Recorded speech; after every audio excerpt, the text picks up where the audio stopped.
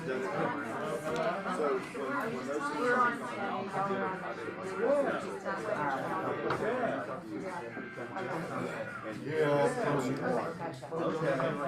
Just want to make sure.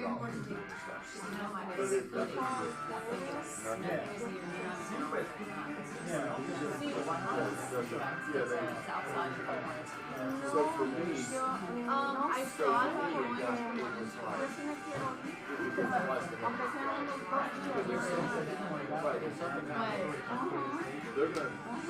I thought about it. and then they deny. Yeah, we so then I'm It's probably going to be out.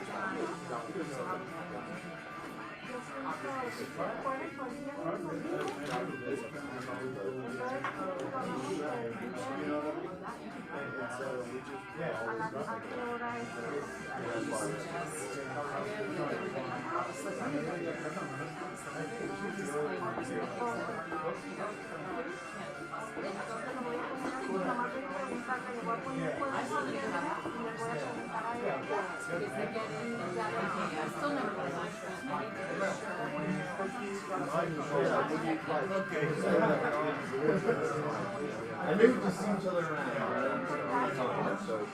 We got that. It's true.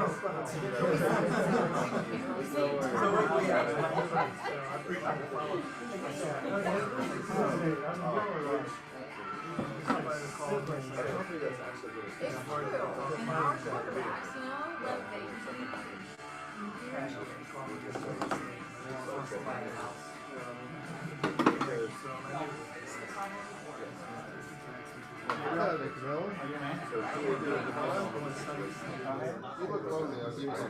Thank you, man.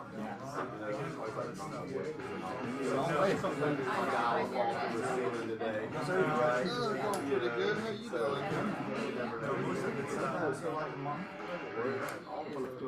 you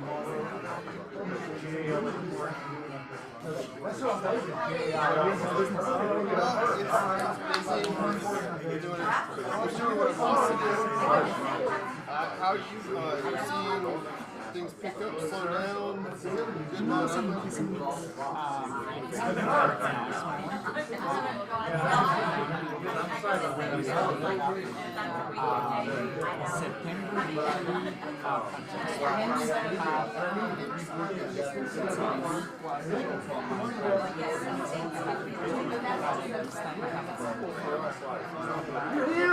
Good in the truck?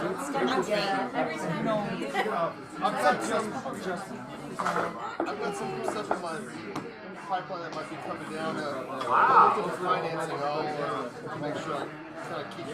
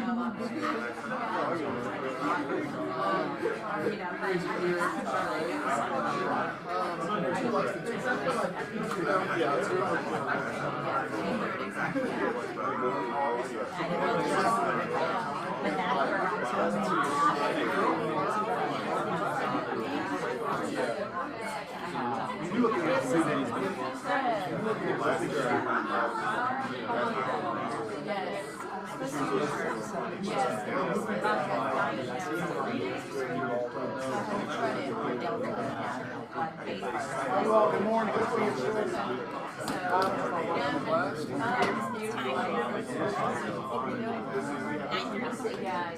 Well, let's get started.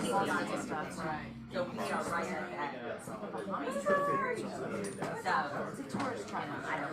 Somebody give me some good news. That's happening. That's good news. Pass all that. Anyway, that's my Somebody has to have some good news. I'd like to actually, I'd like to thank the office for some of the people who bought popcorn for my boys for Cub Scouts. We threw out a, in my opinion, biased best video ever for Boy Scout popcorn. They might have like an award at the end of the year that they give us just for that. But you know, besides this awesome video, they're actually selling it for a good cause. Good for you guys. And you guys actually, a couple people from the office have bought. Anybody else who wants to, we can send out that video, by the way. I like that. Great video. Okay. Other good news. Well, today is the International Cabernet Sauvignon Day. I'm drinking coffee. Well, I may be drinking coffee. We'll see. Yeah. There's no good stuff back right there. All right, guys. Other good news. Other good news. Who's happy the kids back in school? Yay! That's great. Okay. Any other good news going on out there? What are y'all seeing out to the market right now? Give me a word for the market. What do you say? Price reductions. Price reduction. Okay. All right. That's a phrase. All right. What else would you say about the market? More negotiating. More negotiating. Okay. Is that a good thing? I agree. What else would you say about the market right now? More enjoyable.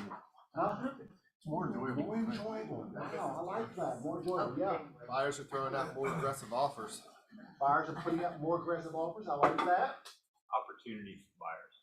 Say it one more time, Rob. There's now more opportunity for a buyer. Okay. More opportunities for a buyer. I They like can that. actually go to Chick-fil-A and get some lunch and then go home before they make their decision. They don't have to do it like in the driveway, sign on your trunk, and yeah. Inspections, you can do inspections again, have appraisal contingency again, at least I've been able to my last grade. Isn't that great? Yep. I like that too. So who has been in the business of this room more than 20 years? More than 20 years, okay? So who remembers writing offers on a regular contract, one that you pull out of the bin and you wrote it on the trunk of your car? Who remembers those days? I did that 17 years ago. Exactly right. Got to keep the yellow copy for the office. Exactly right, yeah, that's right, guys. So we're going back to, you don't have to write them on the front of your car, you have to go back to the office, sit down and talk about a logical offer that makes sense for you. And so guys, just, the market is evolving.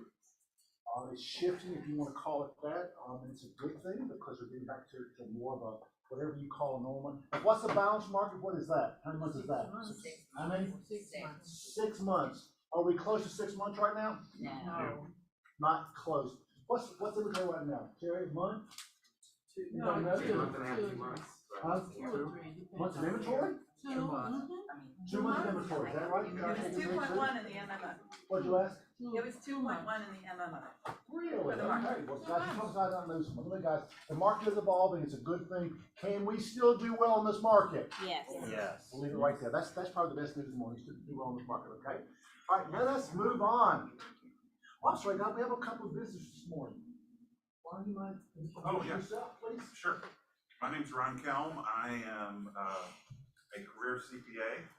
I broke away from the big firm about 2 years ago and have been working out of my home with a group of clients. And my wife became a licensed agent a year and a half ago. She's a teacher at Dodgen. Her name is Bonnie Friedrich. And we've decided to team up. And so I just passed my test a week and a half ago, and we're going to be a team moving forward, real estate, CPA, investments, so forth.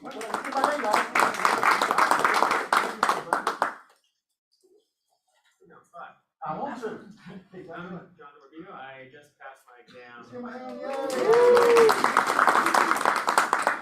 My mom was a real estate agent, and she'd been doing it for a while. And I was like, hey, I'll get into it after I graduated from Georgia Tech. So, checking out Keller Williams, see what it's like. He has a PhD from Georgia Tech. He's like a brainiac. Yeah, he told me, I'm a brainiac in this small field, but I'm in. Tell him what field you're in, John. Nuclear engineering. Nuclear engineering. Who can spell nuclear engineering? I can't. No, we're glad to have you here. Anybody else here for the very first time? Can you introduce? All right, let's move on. So Carrie is where she's in Nashville or something? Nashville, North Carolina? for some of the conventions, so she's there. She says hello to you guys, and she'll miss you guys this morning. But they're our wonderful and favorite closing partner, closing attorney. Y'all know about Lon Shower? So Lon was a jock in college. He played football at Furman. He was the quarterback, I think. And his shoulders are, what do you think? Trash, that's right. So Lon is down at the beach, and he picks up a bag, a duffel bag, to throw it into the trunk, and it tears his whole shoulder out for the third time. So he is going through some surgery, and is going to get it taken care of in the near future. But if you see him walk around with a sling like this, you know what happened to him. No, he was not skiing in South France. So we wish Lon a quick recovery, and he is at least able to sleep right now. So we love you, Lon. Okay, all right, moving forward. Who's up? I believe that's All right, us. come on. Silver time. Good morning, everybody. Wow, is it a round of applause if only one person's clapping? Y'all were clapping for Danielle, I'm sure. Danielle, what are you feeling like over the last few weeks in the market? Because you and I talked about this yesterday. I think a lot of people that were holding off a few months ago are getting back in and getting under contract and really optimistic about the fact that they might get some closing costs covered and maybe get under contract at the list price, so Yeah. it seems like it's good. Applications have picked up. People that we had already underwritten and approved are coming back, and we're having to, like, you got one that we had done Silverton Secure for in February, right? Yeah. And they came back, day before yesterday and said, okay, we're ready to start again, so we're running it back through underwriting to get it warmed up and refreshed and all that sort of thing. And I've had an agent tell me that they actually got a couple of contingent contracts accepted, which is remarkable. We hadn't heard that in a long time, have we? So what I want to do is a drawing for something good, to something good. So we've got, thanks to Mr. Moffitt back here, that's Josh Moffitt, he's president of Silverton. Actually, Just welcome Josh. Hey, Josh. So we've got tickets on the second row on the third baseline at Truist Field. So we're going to give away 2 sets of 2 tickets, and I've got 3. I'll give you the dates later for Braves game. So I need a business card from everybody. Uh-oh. What is We're ready that? with that, Yvette. Yvette, just here's mine. You want one of my If you'll cool put ones, or those one up, of I'll get my more these. professional ones? So here, All it- I use one of these, but I need it back after your drawing, okay? For sure. You want my normal ones?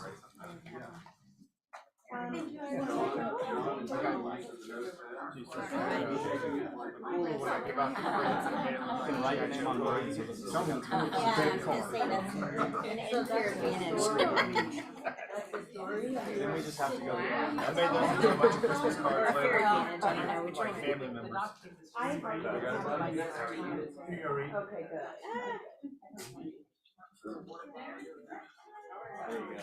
It's like they're gonna pull out one side and use. The other side. Thanks. One time you have bring All right. I should have done this beforehand. Sorry about that, guys. Jim's gonna say you're out of time. Right before I draw. So how are we gonna do this? I know I'm not gonna pick it. So you can't get mad at me. All right, so here. You reach your hand around the corner, it's top secret. Oh, things are falling out all over the floor. So the one that fell out did not get picked. We have one more. You got one? Oh, gotcha. Autherine. Gotta be present. No, you missed it, you weren't in here. You won breakfast. Always present. And you won 2 tickets to an upcoming Braves game in September. All right, one more here. Oh. Let's see, wait, I gotta take Autherine out, right? No. Lori Greenwald. All right. I'll be in touch with both you guys and give you the dates, and you can tell me how it works. Thanks, guys. Appreciate it very much. Thank you. How wonderful, thank you guys. Amerispec, come on up, Donnie. Good morning, y'all seem a little flat today. Like, is it the weather or what? Like, you know, usually you get the crowd and everybody's clapping. I mean, what's up with that? Y'all just been so busy working that y'all like kind of take a break this morning. Or is it the food that you're eating, right? The food, right? Catherine got y'all a nice breakfast this morning, I see. We love those little Panera sandwiches, they're really good. But anyway, the market is still going great, isn't it? Like, it's good to hear from the mortgage guys, you know, kind of what they're seeing. It matches up to what we're seeing. We're still really busy, right? And y'all are like, I think we've all almost forgot about the ACAT, right? The Amendment to Address Concerns. Y'all remember those? Yeah. Some of y'all, you know, it's great, right? And the best part about that is it's really good for our buyers. It's good for the clients, right? We're getting back to a healthy kind of market where they're going to get these inspections. The houses are going to be better. And actually, when we do the inspections, they're actually going to be clean, right? Not going to have dirty clothes thrown across the floor, dishes in the sink, they take the garbage out for 3 weeks. You know what I mean? Because that's kind of what we see when the market's that way, because the sellers don't care. They're going to buy it no matter what, right? But we're going to have some good times coming into the fall. I always want to say, look, guys, it's actually kind of nice. I actually wrote in sound with my windows down today. It's kind of felt good out there, right? So that, yeah. I know, I should have took the doors off. I didn't have time. Is that your white Jeep? It is. Yeah. It is.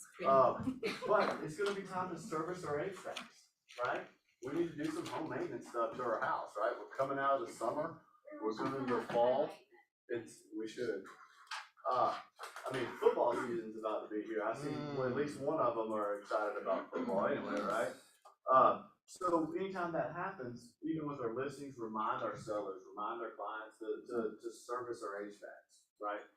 Change the air filter, because every inspection we do, they're all dirty filters, right? They probably haven't been changed all spring, right? So keep that in mind, guys. We have some great programs coming out in the fall. We're launching a new platform. It's going to be a whole lot easier and more efficient for you. I mean, believe it or not, more efficient for y'all to schedule with us. It's going to be a whole lot easier, right? Because one of the greatest things about us is when you call us and you book an inspection, most of y'all know this, that's all you have to worry about. We're going to call, we're going to confirm everything. We got it from there. We're calling Arrow. We're sending punch lists for you. Y'all can continue to work on the things that y'all need to work on. We'll handle that part, right? So it makes it a whole lot more efficient for what we're doing, right? So I look forward to a great fall and a great winter with you guys. I think that y'all are going to have a great time. I mean, y'all are the #1 Keller Williams office in all of Amerispec. Did y'all know that? He only works when I come here. Oh, that's He true. only comes out when I come to this office. Yeah, she dragged me out. It's true. You know, it is home base. I've been here for I don't know how long. Long time. We'll just keep it there. 10 years. 10 years? You've been here 10 years? Oh, that's right. Yeah. So it's hard to believe, right? But we're here for you guys. I mean, we have over 20 inspectors. So the great news is, the due diligence periods are more than 5 seconds. So we can get it done. Y'all don't worry about due diligences. Y'all don't worry about any of that. Let us worry about the inspection, and we'll take care of everything else for you. What else would you like to say? Well, again, we go wherever you guys go. We've got a guy for everything. New construction, really old homes. What else? Commercial. Pools. We do lots of pools. Okay. We did pools for most everybody. I always too. suggest a sewer scope, And radon. and of course your favorite radon. My favorite. This nuclear guy back here, he's smiling. Look at the new guy, right? Eyes are lit up. I was talking to Rob this morning. Do you guys do water percolation tests? We don't do soil tests. We're not soil scientists. It's for a well, water Yes, potability. we do water tests. You do? Absolutely, yeah. Yeah, we have to send it off to a lab. So it usually takes 24, 48 hours to get the samples back. Right, but absolutely. The VA changed some standards and FHA changed some standards a couple of years ago. So price went up a little bit with the lab fees, but we get it back in 24 to 48 hours. Just keep in mind, I can't do a well water test on Friday. it has to go to the lab Monday through Thursday because they have to receive it the same day. So always keep that in mind if you do those things. Right, but we do everything. I mean, we're certified in stucco, so y'all don't worry about it. If it needs to be inspected, call the office. We will take care of it. We'll take it from there, okay? Right? I have a question for you.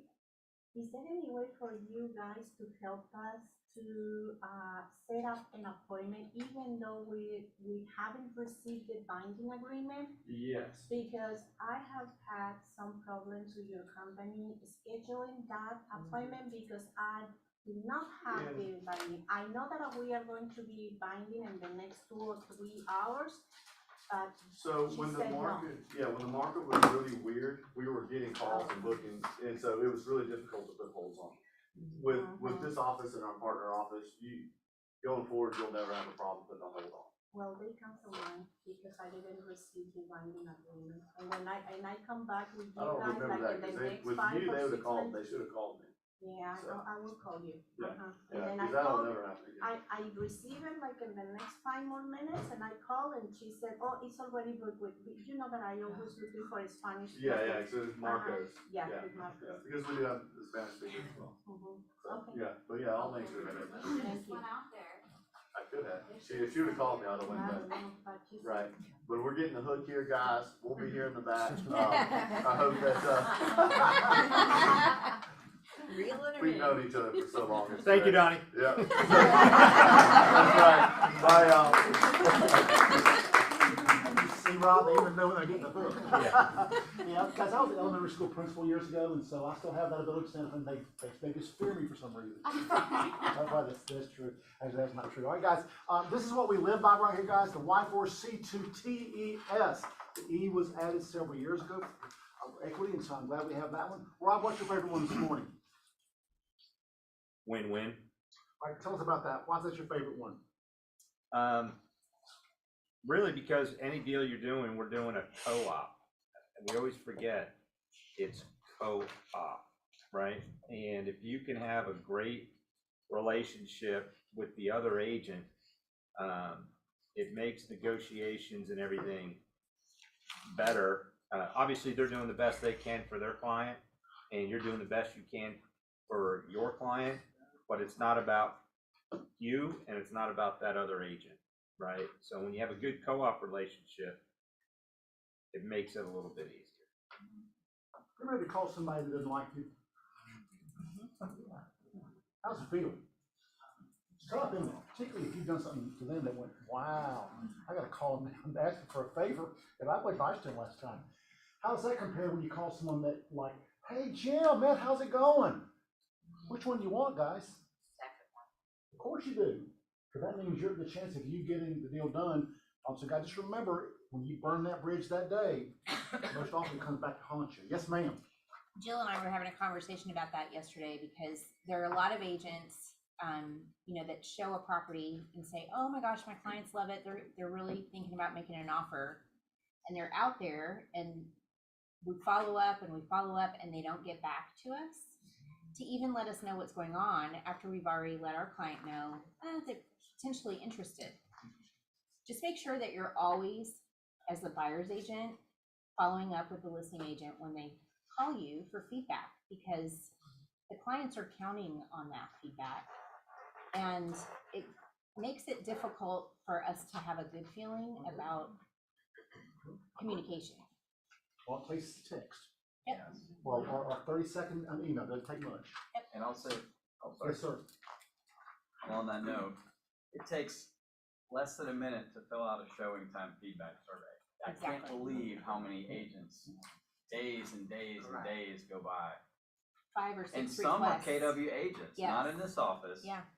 But it's unbelievable. And then I call them, it's like, guys, give me something. I mean, Just tell me the agent stuff. Anything that I can tell myself. So I think, guys, it's such a little thing. Interestingly enough, our busiest agents are the ones that typically respond the quickest.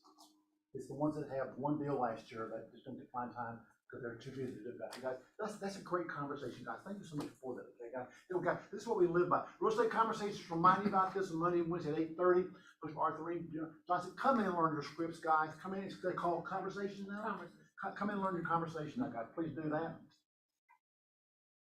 Expense management, remargin your business. Oh, wow, I gotta read that. August 23rd, August 31st, which is tomorrow, 11 and 12, taught by Steve Cal. Well, guys, Steve Cal is part of this office here, and his wife Teresa, guys, and he knows maps, and he's a maps coach, and he knows MREA book better than anybody that I know. So, guys, please come do that, guys. That'll be an amazing time for you to learn from one of the best in the business. Steve Cal used to be a team leader. He and his wife have a big team here. So, guys, just come do it. Check the email for the Zoom link. And for those of you who are always saying, well, we don't have a class that's high enough or caliber or level.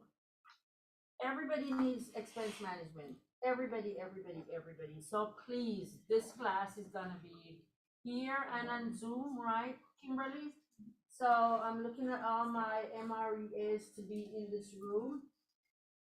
It's not how much money you make, it's how much you control your expenses. So come learn from this guy who knows this MREA book like the back of his hand. Back of his hand. He's fantastic. I like Steve because he's tough. He's Yes. tough. He's a good Smart guy. and he's tough.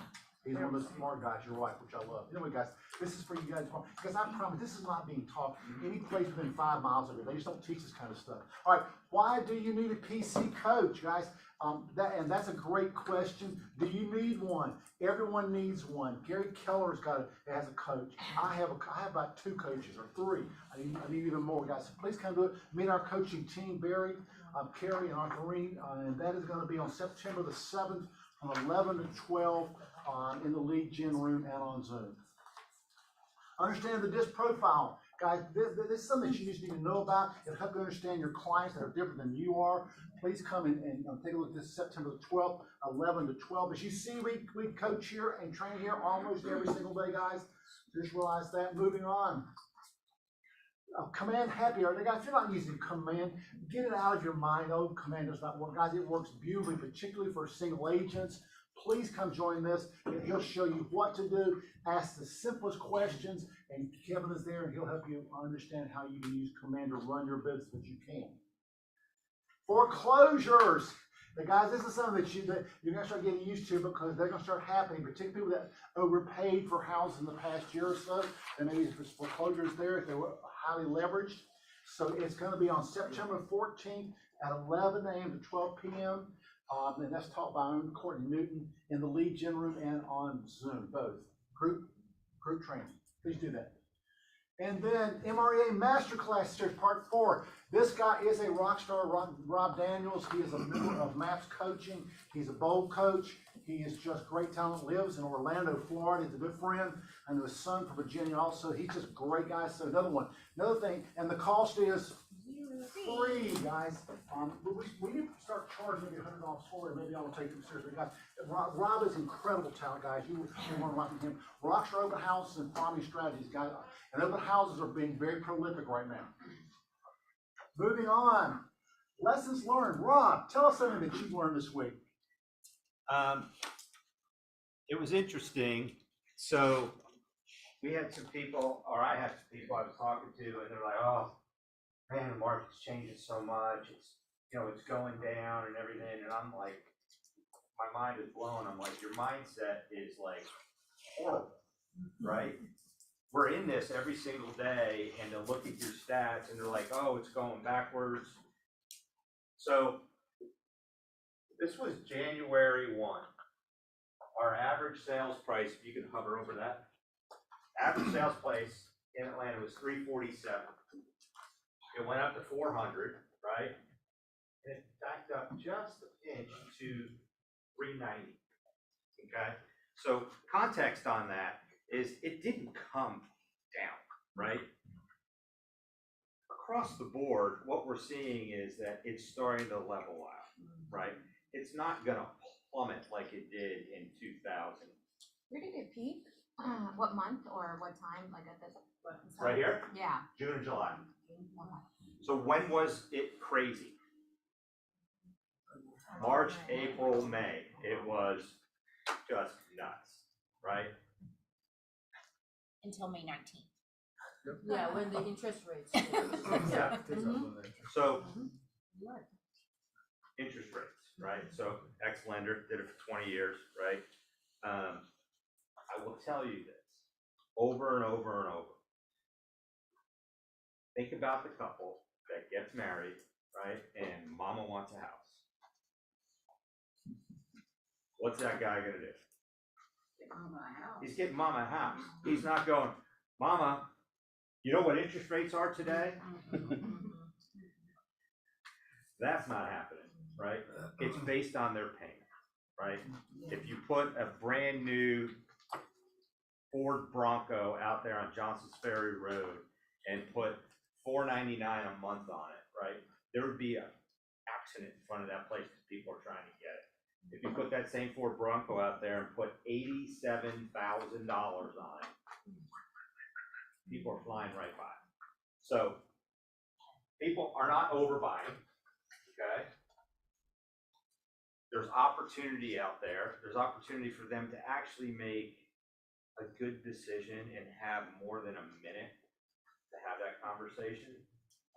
So in your buyer presentations, your listing presentations and everything, just let them know that this is a good thing because you're gonna have time to have conversations. So that's what I would. Rob, step 1 second, okay? So guys, when I was selling real estate back during Noah Ark's time, I mean, the interest rate today is down from 16% to 15%. We didn't talk about that. We talked about, well, your payment's gonna be $1,100. We didn't talk about interest rate. We'll talk about what your payment's gonna be. And that should be our conversation right now. Who cares about interest rate? Can you afford this payment? Bottom line, who cares? Who cares about that? So guys, we need to get into some different conversations, right, Arthur, about that, because we're scaring, and the news is scaring our people and let them know that the sky's falling, it's not falling. I'll take a moment and talk about Rob for a second. As everybody knows, he is our new assistant team leader. And he's also head of He's also very, very, very passionate about productivity. And so we've added to his title, Director of Productivity. We're not sure what that is yet. Yeah, I got a title. When I was at the bank, they used to give them all the time, you're a vice president. They didn't let me do anything. I couldn't sign anything. Exactly right. Same way here. Not here, you're gonna have to work. That's what exactly right there. So guys, so I've asked Rob to come and I said, blinders are off. I want you to look at everything here. Because even though we're the most productive office for Keller Williams in all of Metro Atlanta, still, I looked yesterday, we're still number 1 office for most productivity, most listings, most closed units, and most volume, okay? We're still number 1. But Gary Keller said to us again one time, he said, but you may be losing so slowly if you think you're winning. And guys, you know that I don't like to lose. I don't know that about me. I hate to lose. I like to be number 1, or at least do things that get us there. So Rob is going to be looking at everything we're doing here because he has quite a history and making sure that we're looking at it from a fresh, we're looking at it from a new way. And then once we sort of have that understanding, we're going to move forward and figure out which players go in which places. You want anything to that, Rob? All I'm doing is sitting back and watching and learning and having conversations. And I think the main thing is that for the most part, the people are always in these rooms. Y'all are good. That's true. Right? Because you get up, you go to work, and oh my gosh, something happens, right? There's a middle that we have in our office. And I'm not talking the ones that are just hanging a license and doing 0. There's that middle that is just floundering, like, what do I do next? And we have all these great ideas, and it's almost paralysis by analysis. So I'm gonna try to help them pick a lane. I know so many people that started a career, still have a career, and are doing awesome, and the only thing they did was open house. Or the only thing they did was door knock, or whatever it is, just be awesome at whatever you're gonna do. I was weird, right? And I got on the phone and made phone calls, cold calls to people that absolutely, positively didn't want to talk to me every day, right? and I got 1 or 2 a day every day and built a great business off it. That doesn't mean it's the only way. So y'all know where I was. I'm not telling anybody to do anything, but pick something and be awesome at it. Well, take a moment though and talk to about, and we don't say this agent was an agent. I sent them to you to see you because they wanted to buy leads. Tell me about that conversation just for a second, because it was a great conversation. So this is actually, he's a capper, has been for several years, and was all excited about, hey, I'm gonna start investing in my business and I'm gonna go buy leads. And so I said, be more than happy to talk to you about leads. Sat down, talked to him and everything, and I was like, what are you trying to accomplish, right? He really didn't know what he was trying to accomplish. He just thought, I'm gonna get leads and boom, I'm gonna get more business. And for those of you in here that get leads, right? If you get 10 leads, that doesn't mean you're getting 10 deals. Right? Now, if Paige gets 10 leads and they're 10 of her past clients that have been in their house for more than 2 or 3 years and everything, and they call her, that's a very high funnel lead, right? They're not selling those. So over 16 million leads were sold on the market last year. How many people, 16 million, Yes. how many people purchased a home last year? 6.1 million. Okay, so there's 10 million leads that didn't go anywhere. Those leads are, if someone is naive enough to fill out a thing on Facebook and then fill one out on homefinder.com and everything, those leads are replicated. Out of 10 leads, you're doing awesome if you get maybe 1 to convert.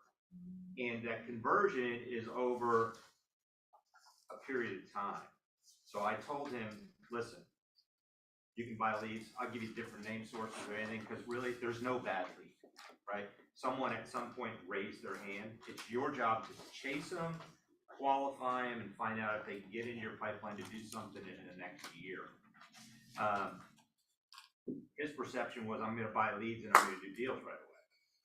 The average person, it takes 8 to 12 phone calls of following up with them to get that deal. I said, so are you willing, I just don't want to see you waste your money on leads. Are you willing to commit to that lead generation time? And at the end of the day, he was like, you know, I can just make phone calls. I'm like, you could circle prospect a neighborhood and you have the same result. You'll get someone that says they want to do something in a period of time. And the hardest part in our business and in every business, whether you're selling real estate, insurance, or anything else, is what? Follow up. So he was ready to spend like $3,000 to $5,000, and I was like, keep your money. Just put out 1 or 2 hours a day. That's it. I'm not talking 10 hours a day. And so it was pretty interesting. Great conversation, wasn't it, guys? It was awesome. So just stay tuned. You had no guys. idea. More conversations coming your all's way. Yeah, just stay tuned, because we can look at everything and help me say, ooh, we may have a blind spot there. So anyway, Terry, come on up. Come on up, Josh, and then come on up, John. So about a month ago, Terry was in the office, and I'm going to introduce themselves first, and then I'll tell you what I know about them. Okay? Why don't you start, Terry, since you're the one who sort of started this whole conversation? You started the whole conversation. I did. I wrote you to my office. Don't come to my office. Exactly right. So tell them about you coming here, what year, and sort of how your business has evolved.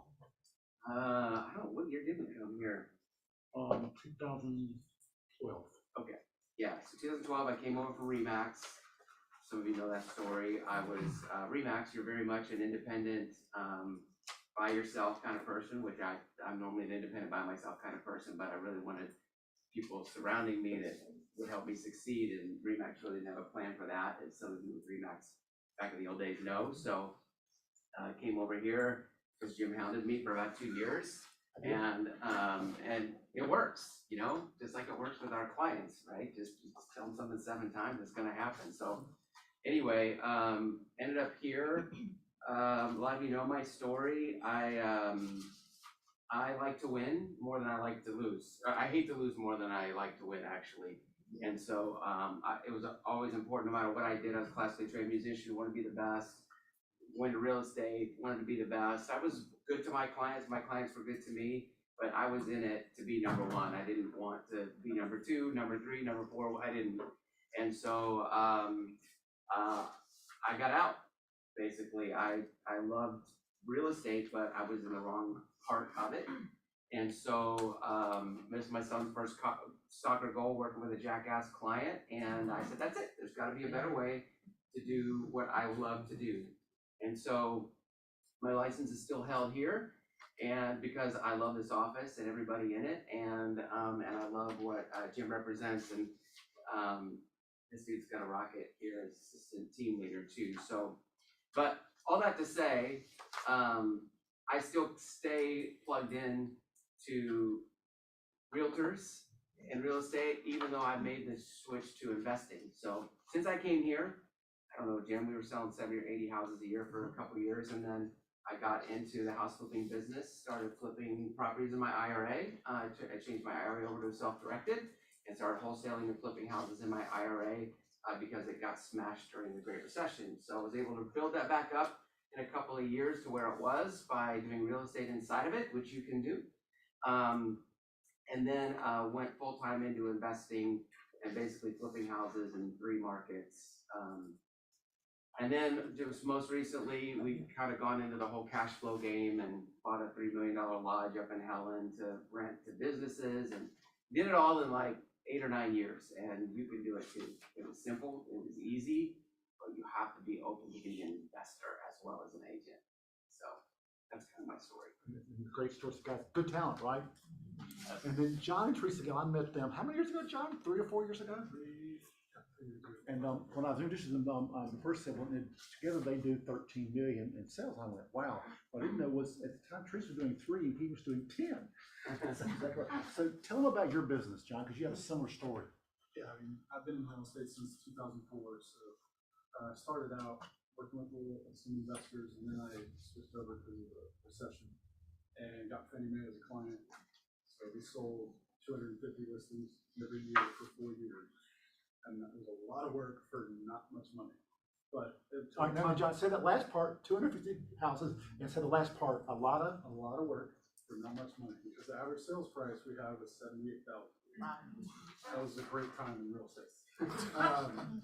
But yeah, if you're buying. So it just taught me how to run a business, so that was great. And then I switched over and worked with hedge funds, with syndication homes. All those companies started buying a lot. So I brokered for them for years, and then of course they got too big and didn't need us. And so anyway, the last, I'd say 4 years, I started working with my wife. She actually started Berkshire Hathaway. And then Jim convinced us to come over here. I convinced Teresa, and then she brought John. That's the truth. So we joined this office together. I was actually a broker on my own, kind of like Terry, like I was always rogue, doing my own thing. And so anyway, we joined here, and I visit in the MRA book, and just the rest is history. What are we, top 10 in the office now? And last year you did how much business? Almost 20, yeah. And all on as a husband and wife team, which is extra cool. We figured out each other's strengths. We're completely different people, so that works for a team. And we have a full-time admin. We're looking to grow and do the whole MRA, and also are investing now. So we just bought a house yesterday. So looking to either flip it or rent it because I've got a good price on it. So there's multiple strategies that we can do there. Hey, how many of y'all know Gentle Giants in here? This man right here. Quiet. He'll never stand up and tell you how great he is. But he's a good friend. We need to talk a lot, but I respect him for what he's done in his business. So tell him what you do, Josh, and sort of your transition into being a mortgage broker. Yeah, I would love to tell you I had this passion for being in the mortgage business as a kid and it was something I wanted to do. That would be a complete lie. Got a job out of college, happened to be in the mortgage business, $11 an hour making copies. Did that for about a year and a half. That company was going to go out of business. I didn't really have anything else to do and had a bunch of student loans to pay off. So the state of Georgia, in all of their wisdom, gave a 24-year-old kid or 3-year-old kid a mortgage broker's license. And started Silverton, really just out of necessity, out of the bedroom of my house up in Lawrenceville. And kind of was a loan officer with a license for a number of years. And, you know, it's funny, I was looking at your belief system and the word communication stood out because that's always been a mantra of myself and just Silverton as a whole. We found that we're a communications company that just happens to do mortgages. Right, because so much of our business is about communication. The product just happens to be a mortgage, and so I really just focused on communicating with our clients and giving them good information and trying to take really good care of them, building up my referral network, and kind of grew the business organically that way. And made it through 08, 09. I learned a lot of lessons. You know, all this gray hair started about then. And, you know, grew the business kind of through the Southeast and just building a network and meeting people and kind of got a fortunate call about 3-4 years ago from a friend of a friend that was looking to acquire a business. Happened to be a company called Clayton Homes. Spoke to them, wasn't really looking to be sold and, you know, got to meet them and the company and what they were kind of stood for and some of the exciting things they were doing and decided to join the family of Clayton Homes. But remain independent. Brand, Silverton, we've kind of been able to control our own destiny, if you will, and had a lot of growth these last few years. Guys, he took $11 an hour job and turned it into one of the most successful mortgage companies in the Southeast. Guys, up here is some great talent, and that they would take the time to be with us today, I love. That's what I love about this office. There's amazing talent out there. Jim, how do you do so well in this office? Because I surround myself with people smarter than I am. I don't mean that anyway, but I just do this. What I love to find people that do things that I don't do and do it very, very well with these three people. So John, let's start with you today. So as you look out there, you know, Jerome Powell says he's going to raise interest rates again. He's going to keep raising them until we get things under inflation. What do you see interest rates doing between now and the end of the year, maybe into next year? What are you seeing out there? Well, you know, the footnote writer to this is everybody's been wrong so far, right? Nobody's say it one more time, Josh. Everybody's been wrong so far. You know, nobody was sitting here January 1 at the beginning of this year saying rates are going to go over 6% and plan accordingly, right? So, you know, the market's always right. Sometimes we are, right? But the most common thought, and you know, I follow the MBA forecast and you know those guys. Is that the 75 basis points that the Fed's going to do next is built in, 50 after that is already built in. And so is that basically goes up by 3/4 of a point? That means, yeah. Okay. So there's going to be a couple more moves, but our market front runs those moves, right? Because if you think about the mortgage marketplace, the loan we take an application for today doesn't go into the secondary market. It gets securitized through Fannie, you were talking about Fannie earlier, and those kind of avenues. You know, sometimes for 4 to 5 to 6 months after you originated, right? So you've got to kind of front run that marketplace and kind of predict what's going to happen. So when you hear of the Fed talking, most likely, you know, the odds are that they're going to raise 75 and then they're going to raise again 50. That's already priced in. And so what will move the market from that point is the commentary around it. That's where you get all these commentaries and the talking heads saying, you know, Powell raised his left hand, blinked twice, and sneezed, and that means he's going to do this next, right? They're really trying to look through all the nuances.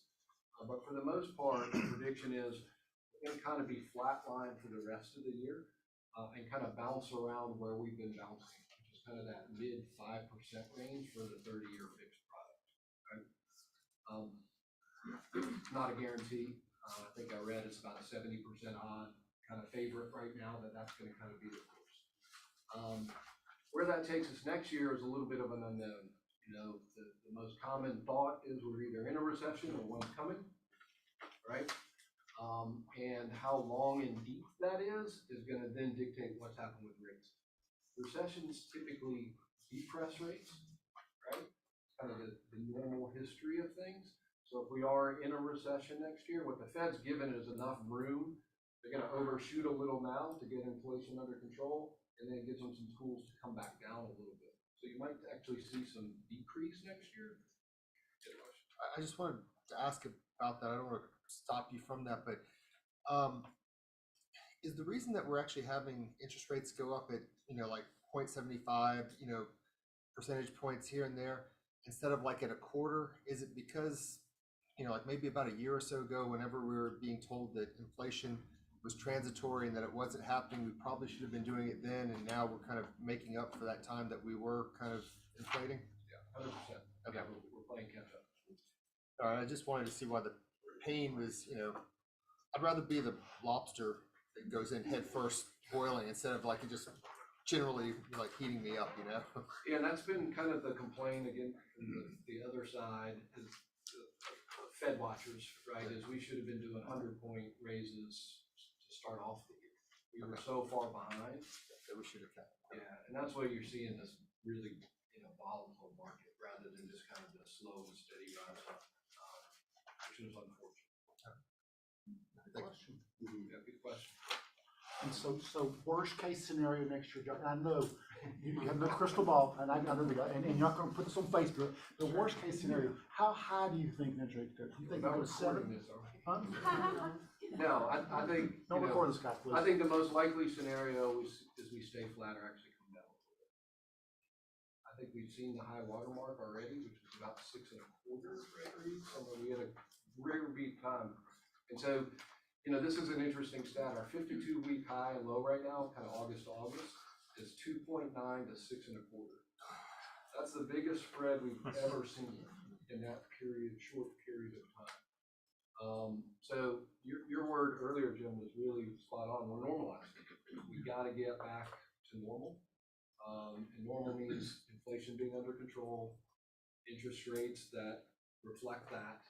And I think we're finding that spot. So I think, in the 4s and 5s can be that spot for us. So that's the most common thought, and I think the most likely outcome is we're going to see rates in the mid to low 5s for next year, if not high 4s, which is just slightly better kind of what we've been averaging. All right, Terry, what are you seeing out there? What do you see to happen next year? I love, Hold the question 1 second. We're going to come back, okay, guys? I love coming in here and when you ask the question, what are you guys seeing out there? Because I'm filtering it through an investor lens. And so when I hear sellers say, and Courtney Newton posts on her Facebook page, I'm talking sellers off the ledge, they think it's another 2009. That's where opportunity lies, right? I mean, opportunity lies, people, where other people want to give opportunity because they're scared. So don't, opportunity isn't nice. Opportunity is volatile and it's tactile. And so you have an opportunity really to take some assets and some risk and get into the investing space. I mean, I'm excited about this kind of market. I know the rates are higher, but I'm a long-term guy. We want to buy properties. Let's see if you guys know the answer to this question. So for every 1% increase in rates, how does that affect affordability? What does NAR say? 10% decrease? Yeah, 10% to 11%, right? So if you were let's say you're in the very bottom price point that you can afford a house in Metro Atlanta, right? Whatever that number is, when those rates go up by 3% like they have in a year, we've kicked how many percentage of people out of the marketplace? 30%. What do those 33% of people have to do? Renters. What are rents doing? Going through the freaking roof, right? Like, it's unbelievable. I would have never sold the stuff I sold had I known that the rents were going to keep going up the way they're going up. So where we invest, which is mostly, I have a few houses here, but mostly in Greenville, South Carolina, you could get a $600 rental 3 years ago, and today that same rental is $1,200. It's unbelievable. And so the renting economy is I think, going to continue to go crazy until these rates really do settle back down around 5.5%, 4.5%, and then those people kind of come back into the marketplace. But if prices, right, continue to go up like they are right now, and the rates settle down at 5, 4.5, whatever happens, those people that are still cut out, right? Because the prices are going up. So every time the price goes up and you've got that differential in the interest rate, all of a sudden you've got a lot of people that need to rent.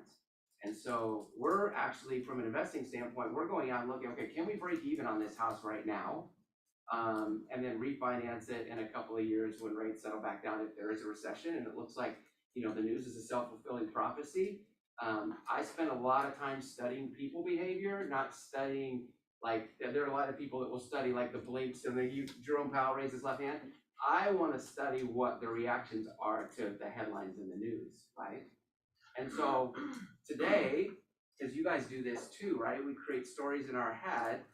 The news basically says, this is the real estate stuff on my Apple News feed.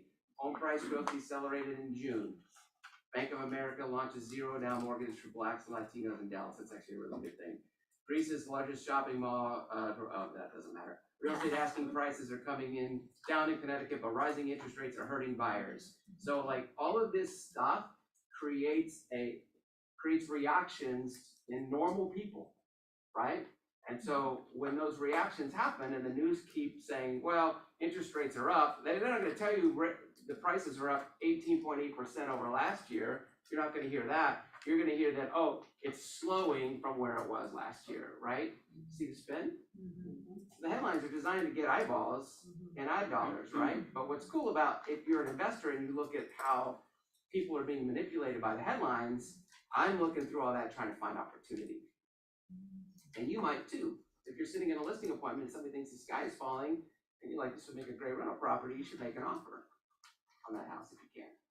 So that's what we're looking for. And at the end of this year and then beginning of next year is just, I really feel like the rental economy is going to continue to go up and we're looking for more houses to hold. John, as you are your foot in the investment side of it, but you and your wife have also got a pretty good business. How do you see the market the rest this year, next year? So yeah, I work with a lot of investors and then we're investing ourselves. Like you just said, I was in a listing appointment, they saw the sky falling and they told me a price. I was like, okay, I have to buy this house, please. So anyway, that's investor hat. But from an agent perspective, we're seeing our listings taking longer to sell, just like anybody. But our current inventory right now is all my investors flips from they bought them back in February. And now we're putting them out on the market. They tend to go a little higher than what we tell them, which would have worked back in March, April. It may work now, but because they're fully renovated. So that does help trying to get that high speculative price. But it is definitely taking longer than it was back in the spring. So from a listing perspective, you have to talk to your sellers and really come down a good price. Market value, maybe even a tick below, especially if there's work to be done on the houses, things like that. So you really got to hone in on price. Very important. And then the conversation after it's listed, hey, 10 days from now, no offers, you need to do this. Like you really have to have a game plan, actually doing our job, right? Instead of the last 2 years, like, oh, just list it. I think what I think is interesting, I remember, Paige, you remember back in 04 when we would show houses in Indian Hills? The ones that sat on the market 6 months were the ones that smelled like old musty carpet. That's where we're getting back to, and that's opportunity. Right, so the whole question for Jim, finally, how much we're going to get the question? Okay, so you see, we're going back to the way the houses smell years ago. So tell me what that looks like for agents that have been in the market for less than 3 years. How many people have been in the market less than 3 years? Hold their hands up. 5 years or less? Much of us, right? Okay, not me. So as you look back, let's change the market right now. What are you seeing, John? What's the biggest change right now besides house stay on the market a little bit longer? What stays in the market right now? I don't know. 10? Yeah. No, 20 something. 20 something? 27. 27? Okay, 27, okay. It was 6. Yeah, it was 3 months 6. ago. It was like 6 days. Okay. So it's, going up pretty rapidly, but what I'm seeing is just less buyers. That's all there is. It's, and like you said, all the headlines, it's creating this narrative that is scaring buyers. And if you don't have to buy, you're not going to, because why would you, get out of a house where you have a 3% interest rate and jump into a 6% if you don't have to. But there's still life things to happen, like the guy getting married, you gotta buy his wife a house. Those things are still gonna happen. Even back in '09, the worst year, there was 4.8 million sales in the country, or 4.4, which was the lowest, but still that's 4.4 million sales in 2009, when really, we never thought that the economy would come back. So, Yeah, Josh. I read some stats and saw a graph the other day that I think is worth noting, because one thing that doesn't lie is kind of demographics, right? The headlines can say what they're going to say, but what do demographics say? Over the next 3 years, we have more people turning 34 than any other generation, right? Bigger than the boomers, bigger. I mean, it is, and by far. Bigger than the boomers? Oh my goodness. Yeah. I feel I mean, left it's a out now. wave. Does anybody know why 34 is important? first time home buyer average. Yeah, that is the #1 age that millennials buy their first house. They're about 3 to 4 years behind Gen X. Every generation is about 3 or 4. Things are just still, getting more and more delayed. So we've got this wave of first-time buyers coming in a bigger format than we've ever seen before, and they want to buy houses at 34.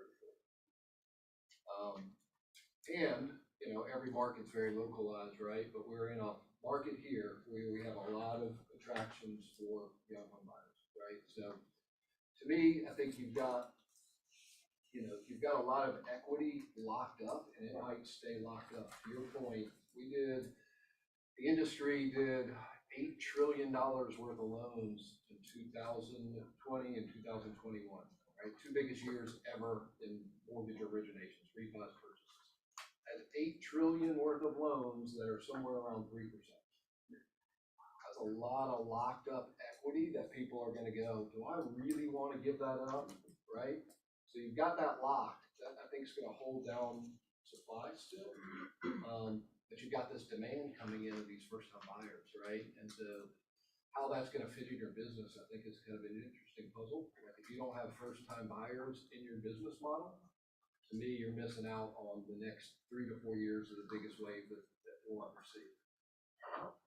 The other thing I'm noticing, I work a lot with relocation, is Georgia is just a mecca for relocation. And I'm seeing a lot, especially now with the shift, I'm noticing more people are making a consideration from California, New York, even Florida to come into the Georgia market. And they are that age bracket, as well as your active adults they don't want to do the Florida thing anymore. They can't afford all the taxes in California or New York.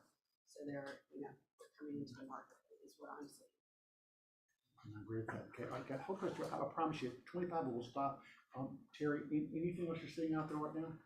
I'd like to just bring up that point. If you look out west, because we were looking for a short-term rental in Williams, Arizona, which is the closest town to the Grand Canyon. We thought with travel reopening, that people all over the world are going to start flooding back in the U.S. and see things like the Grand Canyon. That would be a great place to have an STR. Well, it's STR? Short-term rental, sorry, short-term rental or vacation rental, yeah. And so, but Californians are leaving. So people out west, when they decide to leave someplace, there's not a lot of places they can go out west if you've ever been out west, right? Like Denver is like, things are hours away. It's not like we go to Charlotte in 2 hours. There's nothing 2 hours from Denver, right?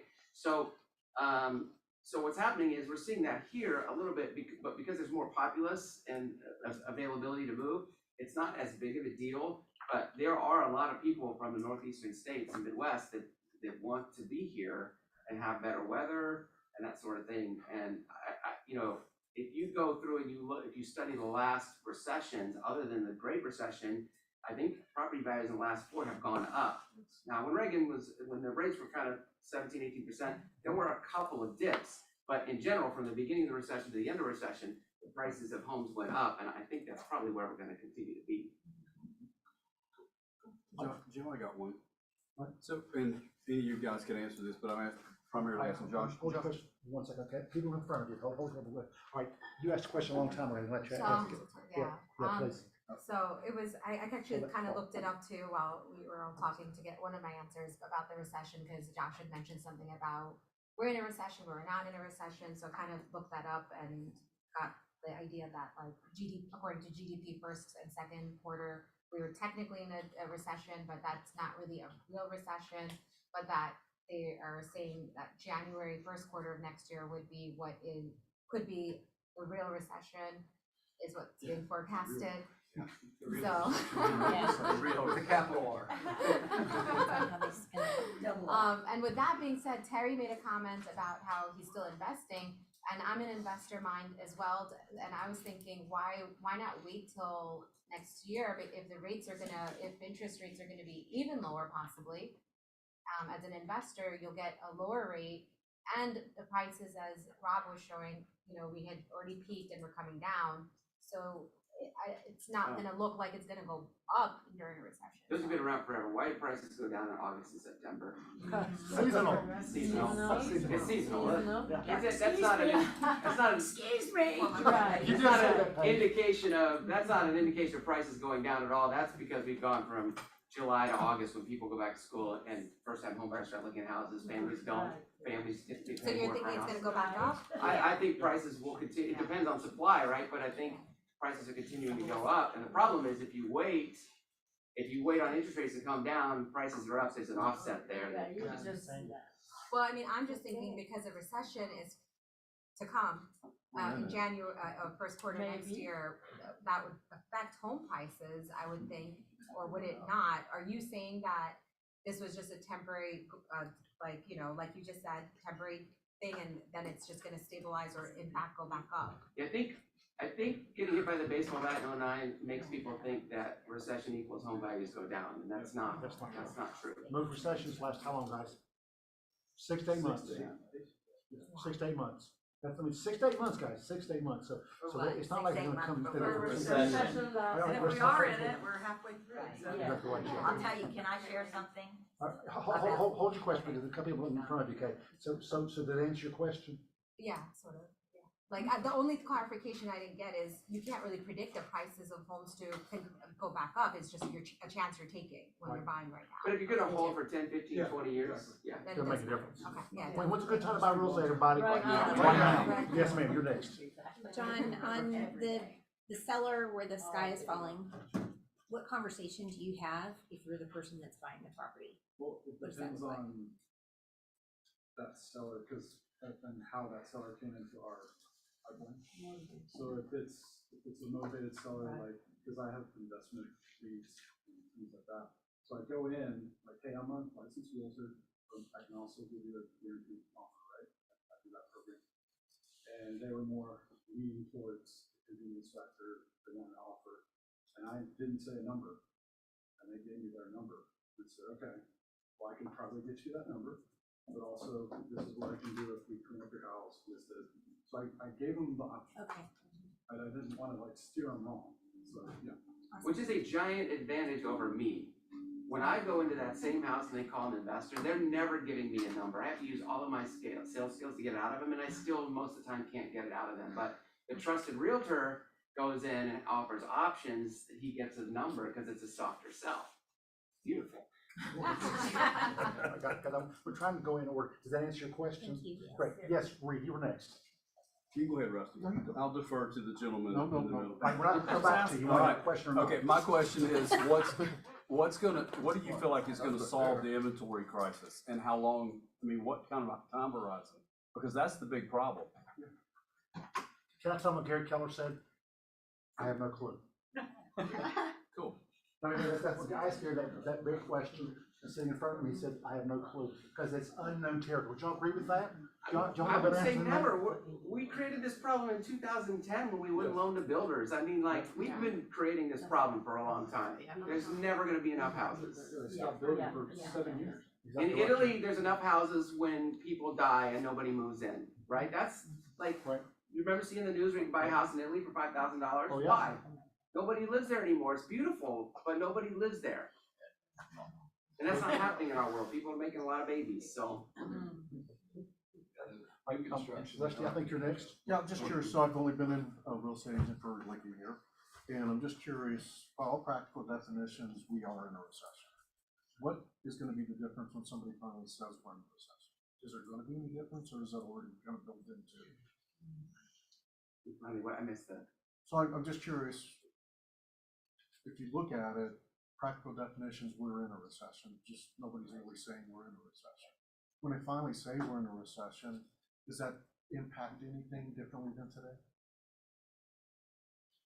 Mindset. Oh, say it again, Josh, say it I one think more it's time. just a mindset. It's a mindset. You know, you gotta, that's all of our jobs, right, is to give knowledge and to get rid of the noise and find the signal. The great thing is we're in an industry that everybody loves to talk about all the time, right? But what does it mean when you're in a recession, not in a recession, and why you should still buy a house in a recession, right? It's really so I think it's just a mindset that you're kind of going through. But I think from a technical standpoint, there's the Great Recession of '08, and then there's recessions, right, that are 6 to 8 months long. They're natural forces, they're resetting of marketplaces. We are not going to see '08 again. That was I guess there could be a major black swan event, but outside of that, you know, the people that bought and qualified for homes these last few years absolutely qualified for homes. Not going to see that form of a recession. Yes, I will put that in your term, come back to y'all. How many agents out there sitting at home thinking, oh my God, there's no houses to be sold right now? And they're just like, oh my God, the market's awful. Oh my God, I'm not gonna be able to sell any more houses. And then this one is saying, got 2 listings this week. Yeah. So real estate is what? A mindset, right? 100%, guys. Okay, all right, Paige, you were next. There's a new term that's been floating around, and I love it because every time we have a new season, we get a new term. And I looked it up in Urban Dictionary, I looked it up everywhere. There's really no such term analogy as a housing recession, but that is the buzz right now. Is that we are in a housing recession. What the hell does that mean? Okay, what it means is that what someone was asking is that what it means is that somebody had to make something up to feed fear into the marketplace.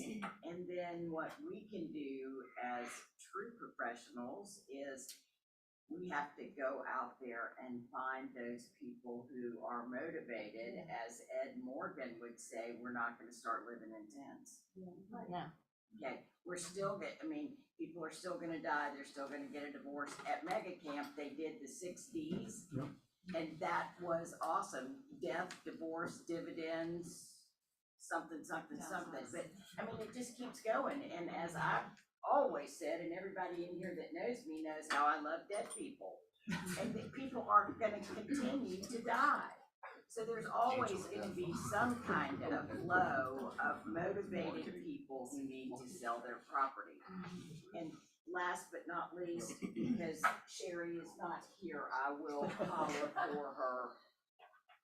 When we walk in on a listing appointment and we have been called to sell their property, we must be so very careful if we switch from agent to buyer while we are in their house. And you need to practice that script to hang on to your real estate license.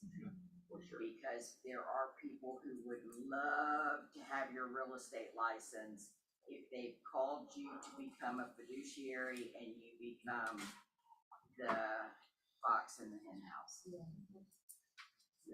There's a whole sales meeting about that thought right there, okay? Pardon me? There's a whole sales meeting about that thought right there. We need to have it. Yes, ma'am, Miriam. I love this so Wow, much, this is- so thank you all for being here.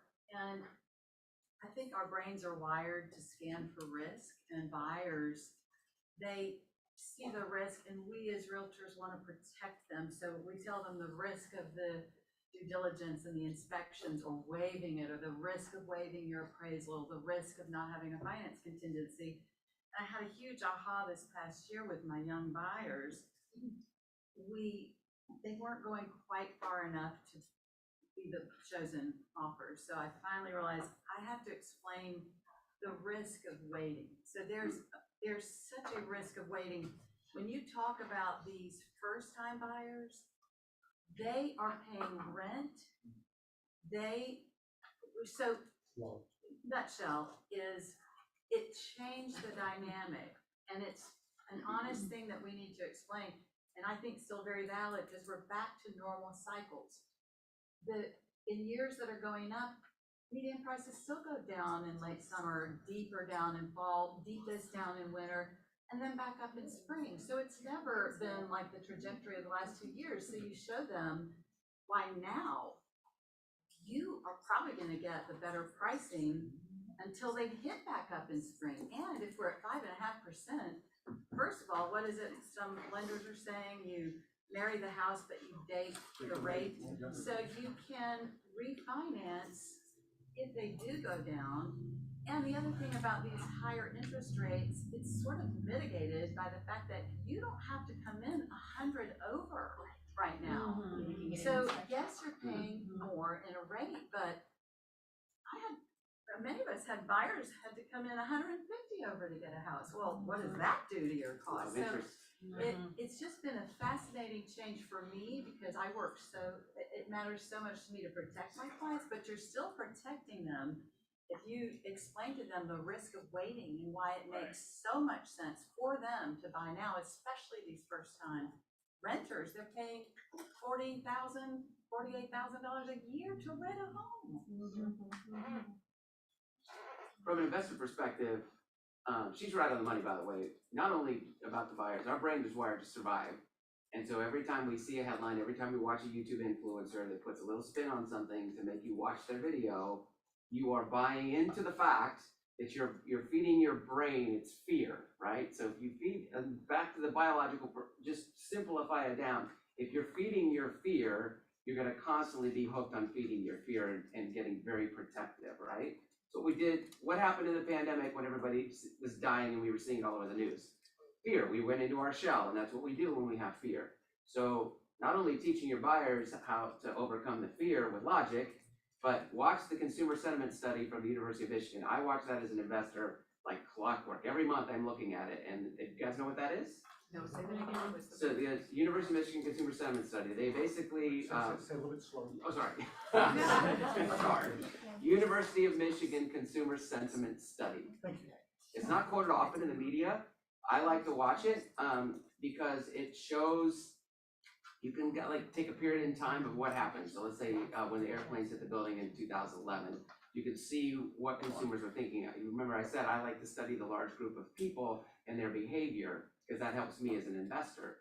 And so we are at an all-time low. It's only matched by the Great Recession right now and consumer sentiment.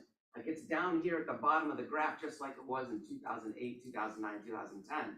I mean, fundamentally, we've got a mindset problem in our culture, and it's being fed a lot by what's on these, right?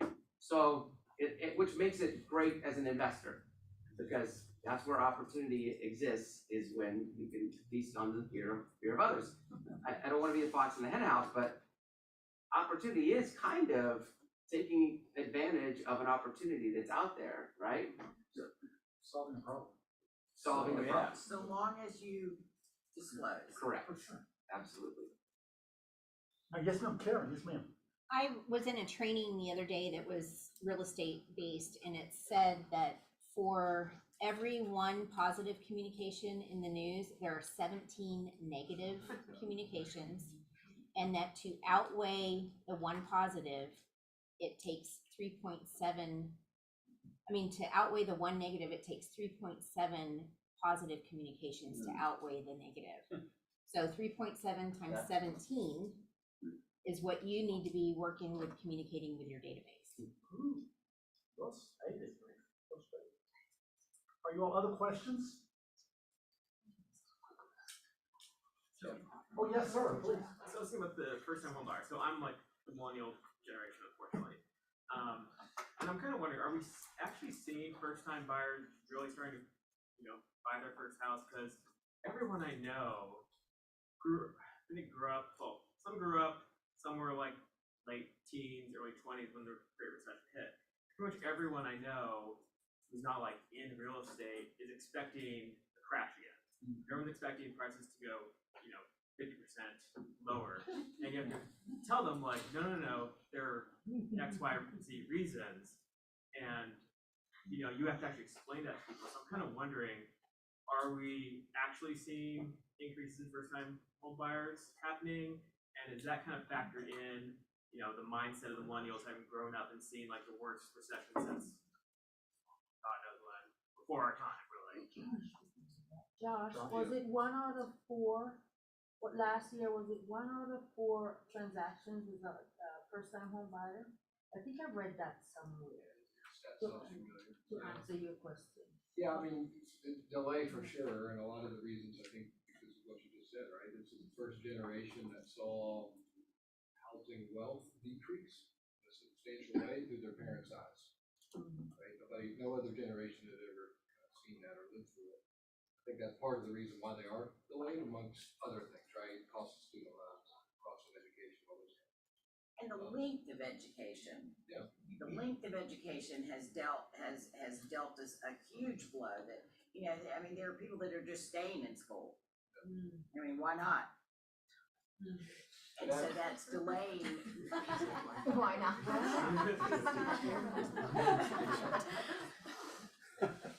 But as a buying population, they are buying an equal percentage as every other generation.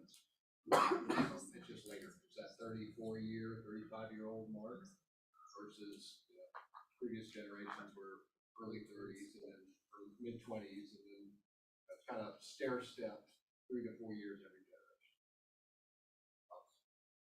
Which again helps with the rental economy, right? Because they're renting till they're 34. What is the fact that new construction right now, some new construction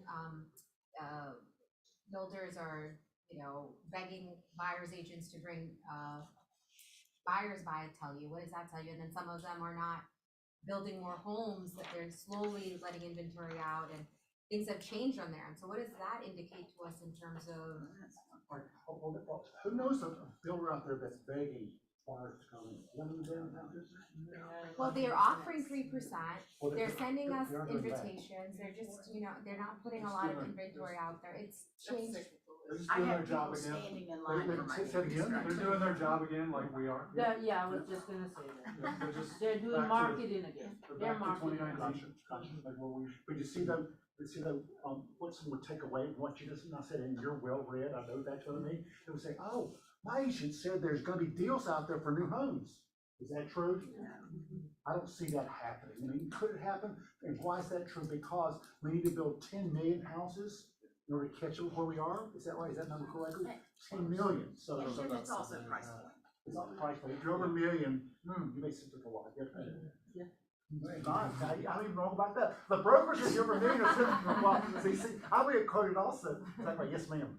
So in 2020, first-time home buyers made up 33%, and then in last year, 2021, first-time home buyers were approximately 34%. Can we talk about new construction for just a quick Sure, second? sure. So I have a theory, if we subsidize new construction like we do corn and ethanol, right, we would have enough houses. But builders are constantly getting punched in the face, right? So since the pandemic, they did punch in the face their supply chain, right? However, people have been buying up houses until they have no inventory, which has been great for the builder.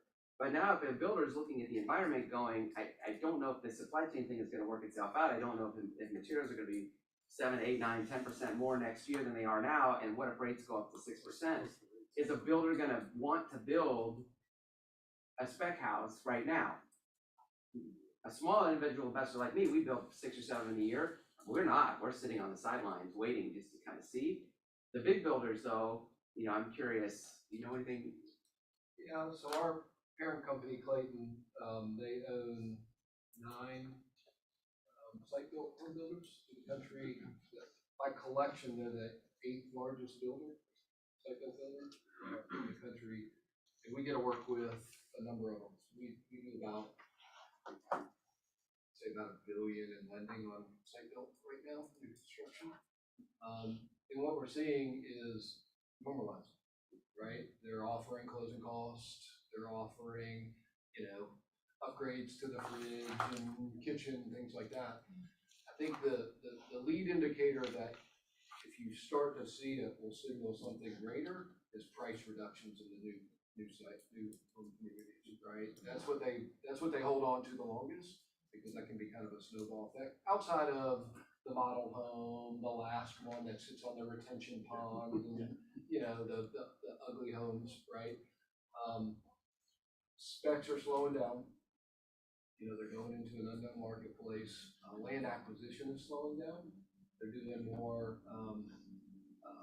leases than acquisitions, right? You'd rather control the land and own the land in an unknown marketplace. So that's starting to slow down. So that's all just normalizing new construction.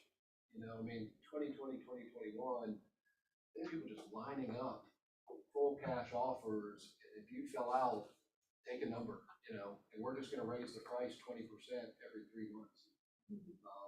That's all changing. You know, the big public guys have all been written down. You know, they're kind of just viewed as a stock now, as more of a hold kind of stock. So again, that's just kind of normalizing that marketplace. But if you start seeing in your markets where they're doing whole community price drops, that to me is a greater lead indicator that, you know, there's some softening or softening. So what was the number, guys, this last year for Georgia? Maybe John, you know this, a percentage of home buyers were hedge funds. Was it 37%? 18, 19. Heard on the news. That's what Gary Keller said. In Georgia? 19. But I mean in Georgia. Georgia, 19% institutional buyers in 2021. Gotcha. All right, so do you all see that changing next year? Fewer institutional buyers because of the market? Yeah, speaking of that, I was actually. By the way, someone asked you to speak up a lot. Okay, speaking of that, no, I'm actually about to talk with a new emerging institutional buyer who's wanting to start buying in Atlanta, Arizona, Memphis. So when I listen to that, which markets are they buying? Because that kind of tells you which ones are gonna, I guess, survive this next cycle or thrive during this next cycle. But anyway, they wanna buy here, but they're kind of going slow. So they're kind of waiting it out to see what's going on. So,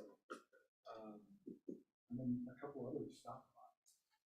Progress Residential, they stopped for now. Yeah, so they're just kind of waiting. They're probably gonna pounce. And they stopped because they thought prices are too high. Price is too high, plus they still get financing.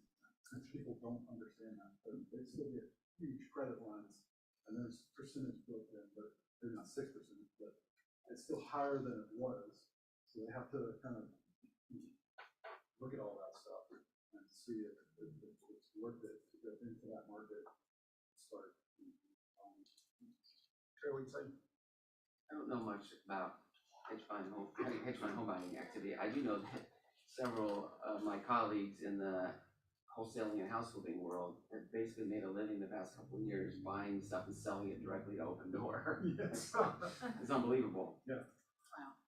50, 60 houses a year. They take them down and then they call Open Door and get offers way above, and they just do that dance. Wow. That would stop, I'm sure, but. They're not even remodeling, they're just flipping them? Oh.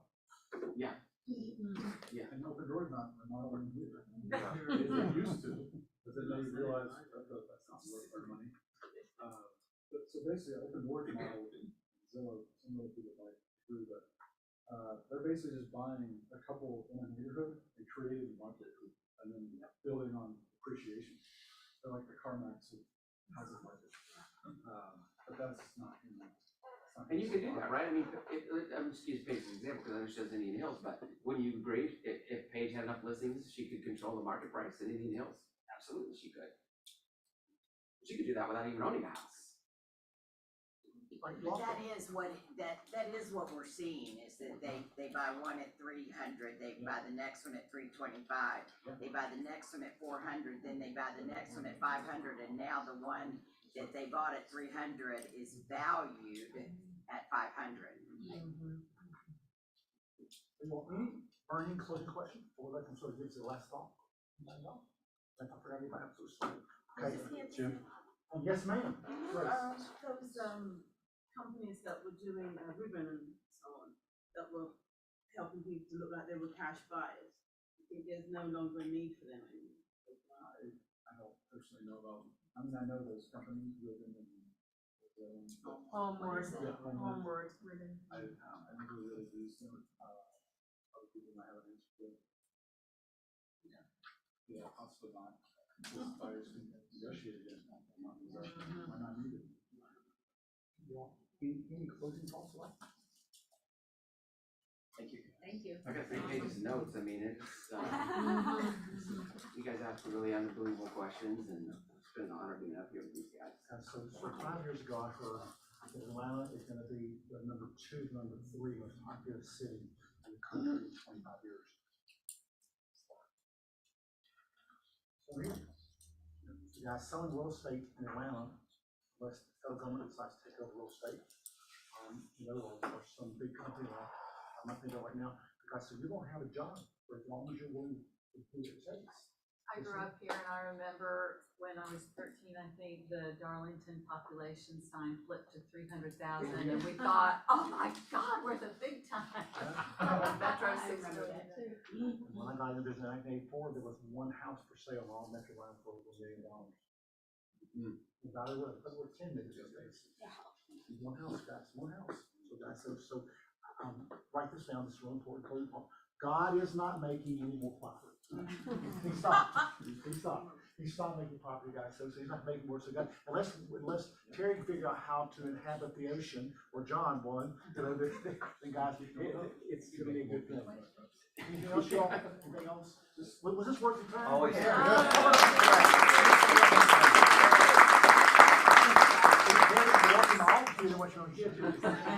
Hey guys, thank you so very much. Anything else, Kimberly? Thank you all very much. Thank you for coming.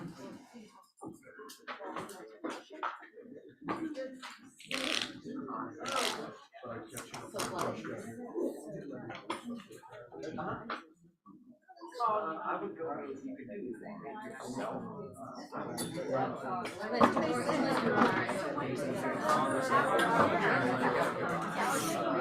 See you later. Take care.